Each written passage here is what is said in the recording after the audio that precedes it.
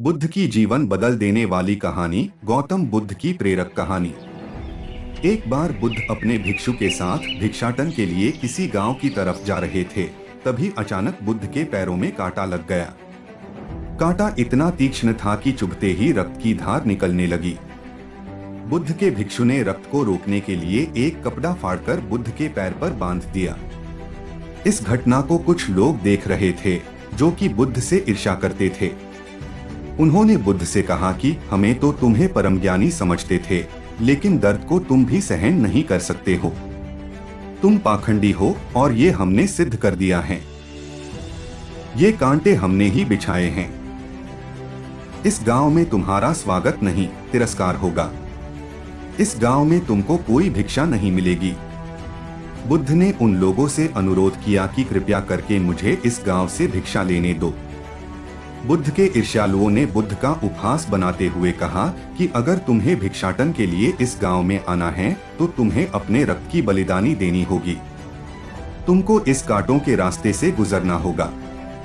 भगवान बुद्ध ने उनकी चुनौती को स्वीकार कर लिया और कांटों के रास्ते पर चलने के लिए अपने कदम बढ़ाने लगे। बुद्ध मुस्कुराते हुए कांटों पर चलने लगे। बुद्ध के साहस को देखकर गांव वाले चकित रह गए। कुछ लोगों की आंखें फटी की फटी रह गई।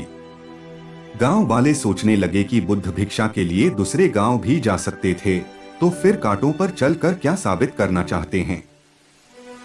गांव वाले बुद्ध के संदेश को इतनी जल्दी नहीं समझ पाए। यहाँ पर बात भिक्षा की नहीं, बल्कि जीवन को बदलने की थी। गांव वालों की भीड़ में एक सुमित नाम का युवक था, जो बुद्ध पर हो रहे अत्याचार को देखकर द्रवित हो गया। सुमित दौड़कर गया और बुद्ध के पैरों के सामने से कांटे को हटाने लगा। बुद्ध के ईर्ष्यालु सुमित को रोकने लगे और गांव से दाना पानी न देने की धमकी देने लगे। सुमित ने किसी की न सुनी और कांटों को हटाते हुए बोला, हे भगवान, आप इन मुट्ठी भर लोगों के अपने आप को कष्ट मत दीजिए। आप गांव में प्रवेश कीजिए, बहुत सारे लोग आपको भिक्षा देने के लिए आतुर हैं। बुद्ध ने सुमित को अपने आस बुलाया और आशीर्वाद देने लगे। सुमित पीछे हट गया। हे भगवान, आप मुझे छूकर अपने आप को अपवित्र और दूषित न करें। महात्मा बुद्ध ने कहा, तुम अपने आप को दूषित क्यों कहते हो? स्पर्श से कभी कोई भी दूषित नहीं होता है। मनुष्य तो लोभ, लालच, घृणा, ईर्ष्या से दूषित होता है। तुम्हारे अंदर तो प्रेम भरा है। तुम दूसरों का सुख चाहते हो। तुम तो पवित्र हो। बुद्ध के बोल सुनकर कुछ लोग बोले, तुम तो अपने आप को बड़े ज्ञानी कहते हो, तुमको जाति का कोई ज्ञान ही नहीं है, तुम पाखंडी हो।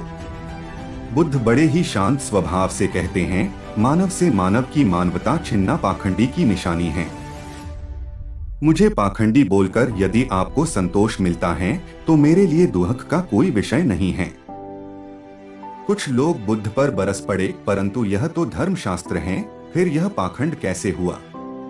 बुद्ध कहते हैं, हमारी उत्पत्ति इस सृष्टि में हुई है। नदियों का पानी सभी की समान रूप से प्यास बुझाता है। खुले जंगलों की हवा भी भेदभाव नहीं करती है।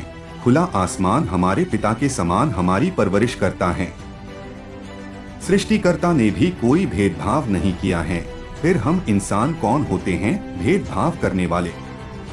मानव मानव में भेद करके अपने संबंधों को बिगाड़ता है। बुद्ध के वचन के बाद कुछ लोग कहते हैं, अगर आप इतना ही कहते हैं तो सुमित को अपना भिक्षु क्यों नहीं बना लेते हैं? बुद्ध ने कहा कि अच्छा सुझाव है। अगर सुमित तुम चाहते हो तो तुम मेरा भिक्षु बन सकते हो। बुद्ध के आमंत्रण पर सुमित पहला नीच जाति का बौद्ध भिक्षु बनता है। इस पूरे विवरण में केवल सुमित का जीवन बदला, शेष सभी लोगों का जीवन रूपांतरित हुआ। वीडियो अच्छा लगा हो तो कमेंट करके जरूर बताएं और हमारे चैनल को सब्सक्राइब करें। ऐसे ही वीडियो लाता रहता हूं।